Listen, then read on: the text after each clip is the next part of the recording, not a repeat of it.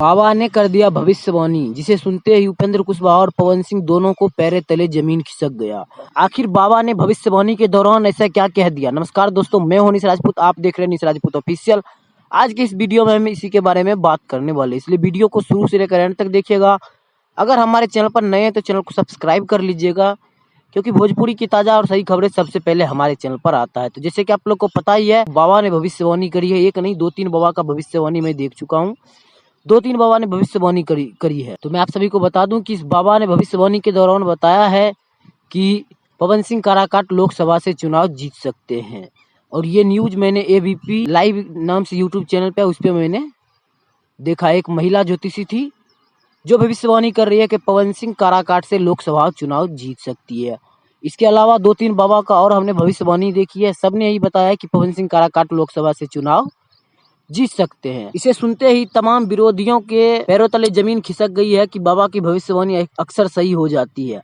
वैसे खैर, आज वोटिंग के काउंटिंग का दिन है, तो आज तो पता चल ही जाएगा कि, लेकिन मैं इस भविष्यवाणी के बारे में बात कर रहा हूँ कि अधिकतर ज्योतिषी का भविष्यवाणी सही हो जाता है।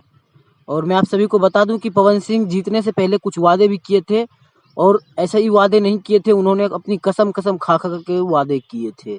उन्होंने कहा था कि अगर मेरे सांसद बनने के बाद मेरी जो पगार आएगी, मतलब सैलरी आएगी, उसका मैं रोटी नहीं खाऊंगा, गरीब बेटियों का शादी करूंगा। इसके लिए मैं आपको एक छोटा सा क्लिप दिखा दे रहा हूँ। बातों पे अगर भरोसा ना हो तो मैं पेपर भी साइन करने के लिए तैयार हूँ। लिख के दे देंगे आप। लिख के दे दूंगा कि एक सांसद बनने के बाद एक सांसद को जो तनख्वाह मिलता है, पगार मिलता है, उस पैसे का भी रोटी मैं नहीं खाऊंगा।